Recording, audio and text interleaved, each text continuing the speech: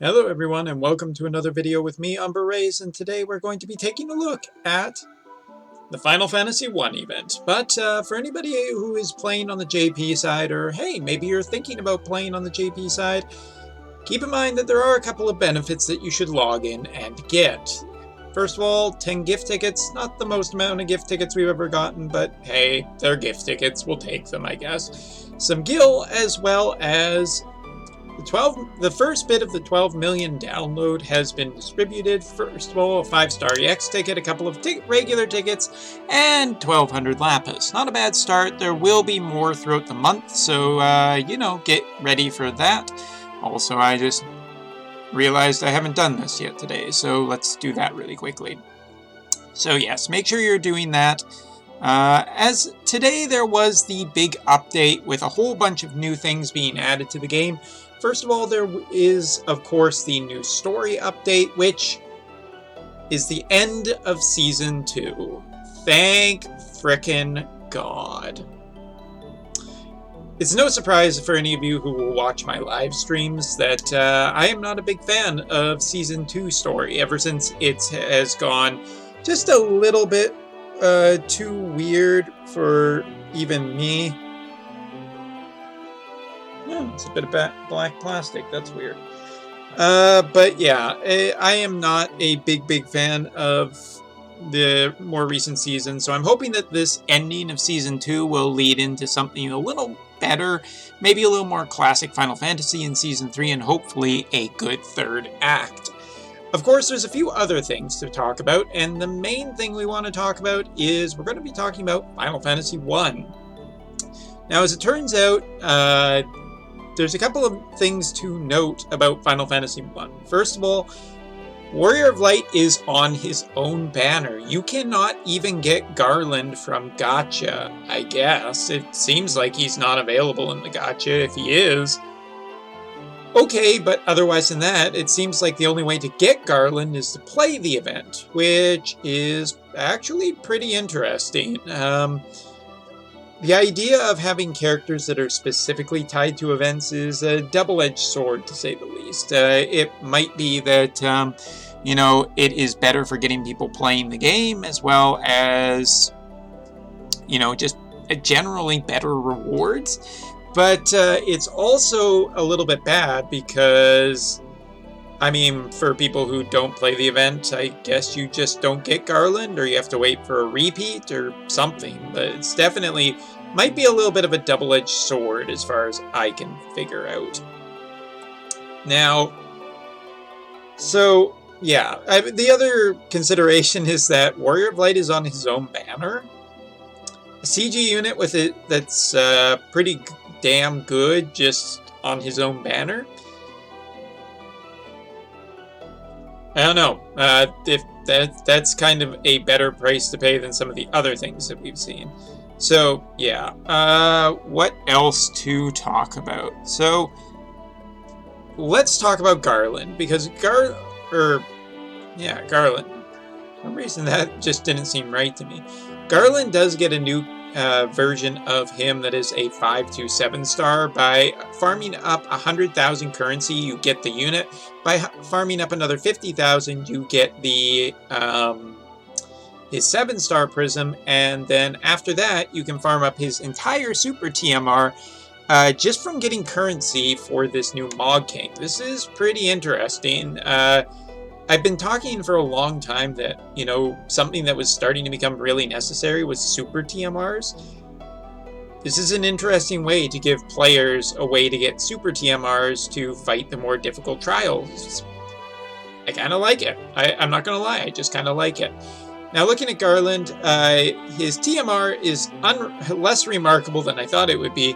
50% attack and a 25% limit burst fill rate. That 25% limit burst fill rate is bad, but a 50% attack unconditional is great for anybody just starting the game looking for boosts for your DPS.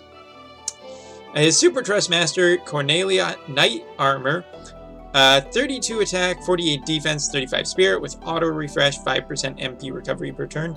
That armor is just really good. It has a really high attack on it. Still decent defense, okay spirit, But the MP refresh is a big deal for some DPS out there, so I would not be unhappy to get it. Garland can also equip great swords, katanas, axes, hammers, so he has a pretty good range of weapons to equip. He also has a fairly high amount of HP. This guy is pretty tanky for a unit that you can get for free in the game. With pots and passives, he can hit over 11,000 HP. His defense also is 495, and his attack is 704 with a 470 MP. Stat-wise, that's just pretty solid. It's just pretty solid to talk about. Also, he has Firaga, Blizzaga, and Kiraga in his kit, but all pretty meaningless, so moving on. Now, his Limit Burst 7-star maxed out is some kind of AoE debuff for 0 turns, so I guess it doesn't count. Might just be a parsing issue. Self Limit Burst 50% damage increase for 1 turn, so if you kind of have to be able to somehow charge his Limit Burst in a turn. But other than that, this Limit Burst is potentially pretty hard hitting. It's an AoE 2000% physical attack, ignoring 50% defense, and it enables access to Kaos Laser for 4 turns. This is pretty cool because he turns into Chaos for his Limit Burst. It's just a really cool looking Limit Burst, and it's neat, this idea of a Limit Burst, that if you can keep it going, it's just really strong. It's only a 1-hit ability, but I really quite like it. Alright.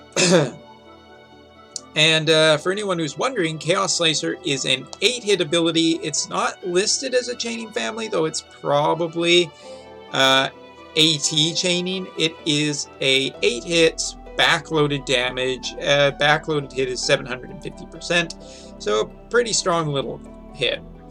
Looking at the passives in his kit, something to know about Garland: he's true dual hand, so then again, not the most friendly unit for new players. 50% gets bonuses for great swords and helmet equipments, has dark resistance, a fair amount of stuff in his kit. Not only that, but he also has other things like Natural Man-Eater, which makes him pretty strong for, again, basically a free unit. Of the appearance of the knight, he has Natural MP Recovery, Natural Limit Burst Fill. He has a defense and attack boost by 120% when his HP falls below 80. That's pretty good, especially because he's pretty tanky. He has about at least 100% true dual hand in his kit for just being a 6-star. He has W casting of his abilities. He has ways to actually counter physical not magical. Physical damage by giving himself 150% attack boost for 2 turns, as well as enable triple casting in his kit for 2 turns. That's pretty good. He has another 50% true dual hand for equipping his own TMR. Okay. Sorry, I lost my place. More Limit Burst Crystal Pills, extra stuff, and Limit Burst damage gets a big boost, a 1.5 times boost. So he has just a really, really strong Limit Burst. Again, for a unit that is basically free, I'm actually pretty happy with him. Looking at his abilities, he has lots of different styles of attacks, which is really cool. He actually kind of feels like the second version of Randy. He has Earth's Chaos Earthquakes, which can 1-hit kill, or it just does physical damage, 8 hits. Again, not sure if that's any particular chaining family. Gives lightning resistance to the party for 3 turns of 70%. Like I said, I really like Garland. Fire Chaos, AoE 10 hit that can petrify, as well as give ice resistance to the party. An 12 hit ability for water that can cause sleep. Also AoE 70% fire resistance for 3 turns. Wind obviously does earth resistance and can cause confusion. None of these abilities have high percentages. They're only 360%, but the fact that they can give, some protection feels kind of Onion Knighty, which is really cool. I like that. Dark Spiral Reform, which is an AoE 1 hit that ignores 50% defense and debuffs Dark Resistance 75% for 3 turns, means that this guy can potentially be a good dark damage dealer, funnily enough. He has Paralysis Chain, which, you know, is not as exciting, but pretty good. Darkness Ring is the one that I really want to talk about. It's an 8-hit AT chaining that gives himself 100% boost and adds Dark to his to his attacks for 5 turns. With the Dark debuff, yeah, he's a Dark base attacker. He should be a Dark base attacker, but he has a fantastic elemental coverage. Just so much elements. Like, this guy is just going to be great for clearing missions. Thunder ability, that is a 3 consecutive hit Thunder attack. Okay. Or it's a physical attack, I assume it is. Yeah, it's got lightning. Never mind, I'll shut up. Flare, which is the same type of attack, not listed as an element, interestingly enough. Chaos Impact, which is 7 plus 1 hits. Not sure if that's AT chaining. We'll have to test that. And into his 7-star, he has Movement of Chaos, a 200% attack and defense buff for 5 turns, gives himself his Limit Burst, which is great. This is available turn 1 on a 6-turn cooldown, and enables access to triple casting for 4 turns and item recovery up. And his triple casting basically covers all of his physical moves, including Kaos Laser. So there's a really cool setup you can do here. I just really like this. Triple casting for 4 turns is a great thing to have access to turn 1. Revenge of Chaos, 8-hit, ability that ignores defense. This is on a 3-turn cooldown, available on turn 3. So Dark debuff, then Dark element, then hit with Revenge of Chaos should be pretty strong. Chain of the Circle, remove all status effects from one enemy. 90% all status ailment chance. AoE debuff for 70% attack, defense, magic, and spirit for 3 turns, and a 90% chance to stop for 2 turns. This is on a 20-turn cooldown, available turn 1. But for a physical DPS, to have this kind of remove everything from an enemy, cause status effects, and break for 70%, that's pretty crazy. Garland gets my big seal of approval. Given that we're given, like, free bonus units, you absolutely 100% need to get your hands on Chaos. Garland, sorry. Who is Chaos? Spoilers for Final Fantasy 1 that came out 20 years ago. I really, really love Garland. He is super cool. He has a great sprite, great looking limit burst. You can just play the event, get that, get him, get his super TMR, get him up to 7 stars, full 120, and just, he's really cool. He is absolutely really cool. But of course, that is not it, because we want to talk about Warrior of Light, who is not yet viewable in the game. So Warrior of Light is our new CG, and if you are aware, CG characters have a history of just being incredibly freaking powerful. Oh, I should have shown this when I was showing Garland. Whoops. That's still the wrong thing. Okay, that's better. Warrior of Light, it looks to be a top-tier tank. Absolutely top-tier. His TMR, 72 attack sword, 46 defense, 20% extra defense, 20% HP, as well as 5% extra recovery for being equipped to Warrior of Light, those last two. That is just a really great TMR to get your hands on for him, also for other tanks too. I really like this TMR. Super TMR, 108 defense shield with 52 spirit, 10% physical damage reduction permanently at the start of battle, resist water, wind, earth, and dark. This is just an incredible heavy shield. I don't need to talk about it anymore. Pots and passive wise, the unit that I looked at comparing him to was Seghart, mainly because Seghart is, pretty he's just one of the top tanks that you can get on the JP side who's not time limited. Seghart does have more HP with pots and passives. However, defense wise, Warrior of Light comes up much better at 745 defense as opposed to 632. And much higher MP, almost double. Seghart, I do have problems with him running out of MP. 326 MP is with pots and passives. To compare that to Warrior of Light has 642 plus a lot of MP recovery. Yeah, Warrior of Light wins easy there.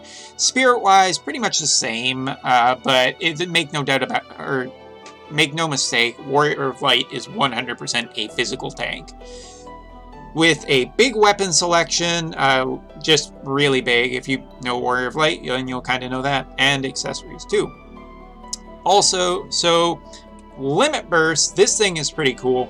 AoE plus 250% defense buff for 3 turns, plus an AoE 2,350% physical attack, with defense as attack, with an AoE 3,000 HP barrier for 3 turns. This thing is crazy. The defense buff alone is just nuts. It should make physical trials where a lot of physical damage is done considerably easier, especially because you can get this right from the beginning, and the HP barrier on top, and the damage is just really, really nice to get your hands on.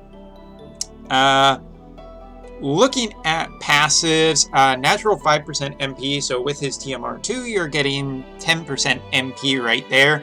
He has a natural 80% chance to be, with abilities once he's leveled, 80% chance total to be targeted. That is a huge amount of just provoke. He also can cause blind at 90% every turn. That's cute. He's bright. Get it? He has Spirit MP passives. He has passives for Kiraja, which is interesting. He has physical damage, extra physical damage to Reapers. Spirits more MP, meaning that with his TMR, he actually has 15% MP recovery per turn. This guy running out of MP shouldn't be a problem. Limit Burst fill rate up. He has a permanent defense boost at the start of battle. 100% sleep and petrify resistant, charm resistant too. Limit Burst crystals per turn. Heals actually has auto regen on him as well, which is really nice. For equipping his TMR or Super TMR, lots of defense, lots of stuff. 30% fire, ice, lightning, and light resistance. And auto-cast permanent dual casting of his abilities. This is one of the biggest things in his kit. Permanent dual casting of abilities is just crazy. Like, there isn't a tank that really does this. So yeah, congratulations, Warrior of Light, you win. Has his Limit Burst from the start. Interestingly, he gets a 200% debuff or defense buff when his HP falls below 41% for 2 turns, and he has Guts. He has a 100% chance to ignore fatal attacks. 1 fatal attack when his HP is above 5%. Ooh, passives alone, I gotta give Warrior of Light a huge pass, but we're gonna talk about the else. He also has abilities that basically use his defense as his attack stat, which is great. Means he can do some damage without having to compromise on stats. His first ability just gives him a 100% chance to be targeted for 3 turns and 150% limit burst fill rate. Amazing. An ability that AoE heals basically 1000 HP with a 3.4 times mod and an AoE cure all status ailments. This is an ability that healers have had in the past that is just great. I love this ability. Means that he can provide actually really good healing too. In a pinch especially. AoE physical attacks. If ability is used last turn, then he has a chance to cause stop. As well as a defense debuff. Otherwise, it's basically just a weaker attack. There's a 30% chance to stop. His ability to give a 100% chance to be targeted for 4 turns, as well as a 30% damage reduction for 4 turns. That's pretty nice. He has cover, and this cover gives a 500 HP barrier for 4 turns. Has a 75% chance to defend allies with a 60 to 80% damage reduction. Pretty amazing. His Divine Ruination Holy Chaining that actually debuffs light resistance for 100%, so this guy fits really great on any team that does light damage. Hey, that's pretty cool. We have Garland on one side, who's great for dark, and Warrior of Light on the other side, who's great for light. Neat. He has a single target always available 60% attack and magic debuff for 4 turns. That's really cool. An AoE 1500 HP heal with a 7.5 times mod, 30% physical damage mitigation for allies for 4 turns. He has an AoE 1000 HP barrier for 3 turns at a 70% lightning, wind, light, and dark. Lightning and light, it tripped me up. For 3 turns, that's a lot of elemental resistance plus healing. It's just pretty crazy. He has some more physical attacks that can basically debuff light resistance. I do believe... Not sure if it's a chaining ability. I don't think it is, but it could be wrong. Then in his 7-star, he has a self 200% defense and spirit buff for 4 turns, 80% chance to defend allies from physical damage with a 60 to 80% damage reduction for 4 turns, AoE 50% damage reduction for 4 turns, and an AoE 500 HP barrier for 4 turns. Available turn 1, 6-turn cooldown. This ability is absolutely insane. Very high likely chance that this will be able to help you survive a ton of some big attacks. Next ability, AoE 100% light resist debuff for 3 turns. AoE 3000% physical attack using defense's attack on a 4-turn cooldown, available turn 4. Really strong physical attack, just really strong. Curious if any of these are chaining. They're not listed as, but they could be just part strong. Single target, except caster, 70% damage reduction. This is really interesting. Single target, except caster, 70% damage reduction for 1 turn, self 100 MP recovery, self 16 limit burst crystals fill on a 3-turn cooldown, available turn 1.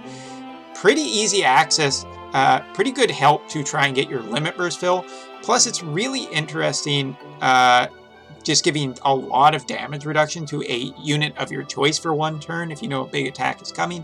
Last cooldown, AoE 150% defense and spirit buff for 3 turns, AoE 4000 HP barrier for 3 turns, AoE 100% lightning, wind, light, and dark resistance for 3 turns on a 9-turn cooldown. This is definitely powerful. I don't think I really need to talk too much about summary. I think that this Final Fantasy I event is literally, quite possibly, the best event in terms of free stuff as well as unit in terms of value.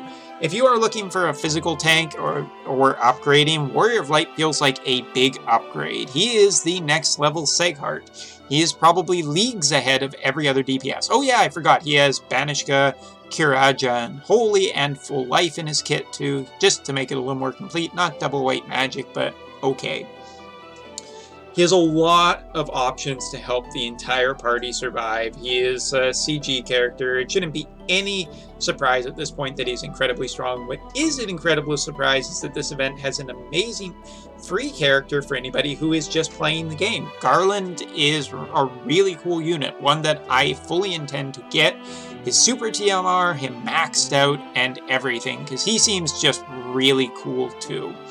Now, it should be noted a couple things. One thing, current early data mining has pitted that while there is a lot of stuff in this new type of event, there are no 3-star or 4-star or UOC tickets anymore. We're not entirely sure. Don't hit the panic button yet. There could be hidden under the EP, but for now, we'll have to wait until the event to see. Basically, EP is event points. Just, you know, a system for getting stuff, but we're still getting it looks like we're still getting our free 5-star for playing the Mog King enough. It looks like there is going to be, where was it? There are going to be a couple of special 12 million banners, that have some 5-step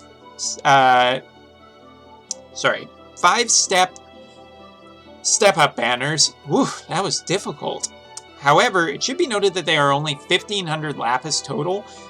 Step 1 is basically, looks like just a 3 free pulls. Cool, thanks.